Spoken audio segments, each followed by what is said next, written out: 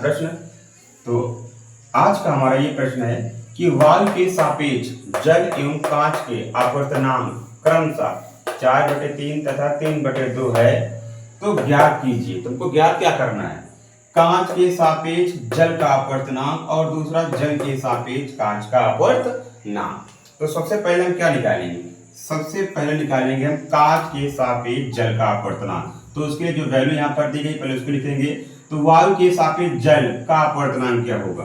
तो यहाँ पर लिखेंगे वायु के सापेक्ष जल का अपवर्तनांक।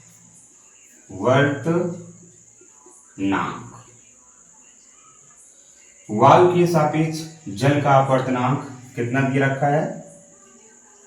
4/3। कितना दे रखा है? 4/3।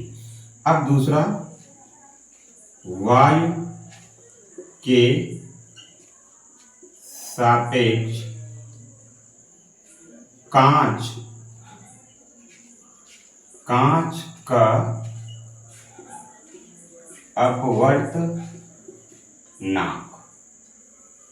तो वायु के सापेक्ष कांच का अपवर्तनांक कितना दे रखा है? 3/2 दे रखा है। अब हम क्या करेंगे? अब हम निकालेंगे कांच के सापेक्ष जल का अपवर्तनांक। ये वैल्यू हमारी दे रखी है ऊपर, तो हमको निकालना क्या है? हमको निकालना ये है कांच के सापेक्ष जल का अपवर्तनांक और दूसरा जल के सापेक्ष कांच का अपवर्तनांक। तो सबसे पहले हम क्या निकालेंगे? सबसे पहले हम निकालेंगे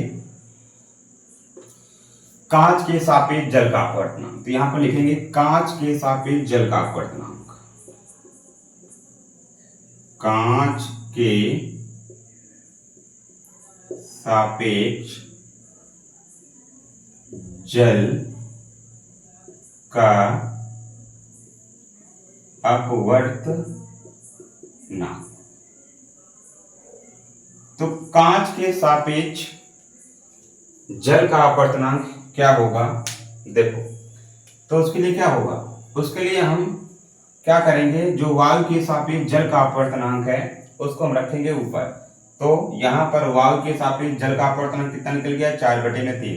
तो यहाँ पर कितना रखेंगे हम? 4/3। अब बटे में क्या रहेगा? वायु के सापेक्ष कांच का अपवर्तनांक। तो कांच का अपवर्तनांक कितना निकला? 3/2। देखो एक बात ध्यान रखना, अगर कह रहा है कांच के सापेक्ष जल का अपवर्तनांक, कांच के सापेक्ष जल का अपवर्तनांक, तो क्या करना है हमको? अगर जल का अपवर्तनांक पीछे पूछे तो जल वाली वैल्यू उसको ऊपर रखेंगे, बाकी वैल्यू को नीचे रखेंगे।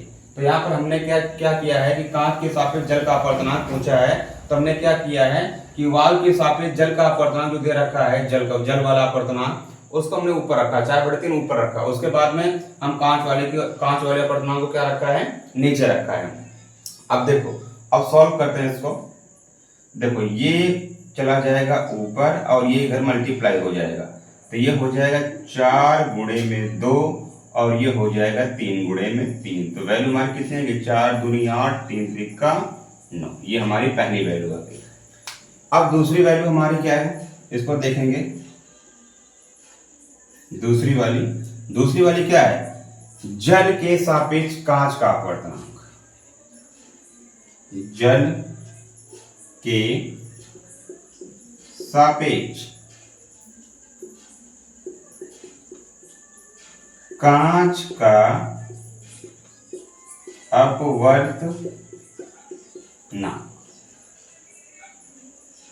देखो पहला हमारा क्या था?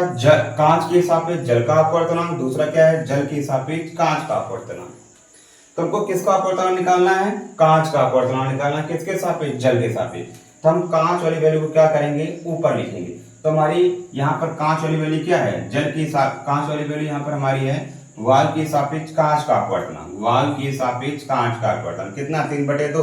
तो उसको हम ऊपर रखेंगे, तो यहाँ पर रखेंगे 3/2 ऊपर। फिर उसके बाद में क्या है कि वायु के सापेक्ष जल का अपवर्तनांक। तो जल वाली वैल्यू क्या रखेंगे? नीचे। ये हो जाएगा 4/3। तो ये ऊपर और ये इधर मल्टीप्लाई हो जाएगा। तो वो कितना जाएगा? 3/3 और 4/2, यानी 3 त्रिका 9 और 4 दूनी 8। ये सेकंड वैल्यू भी हमारी आ गई। एक बात ध्यान रखना इसमें, छोटे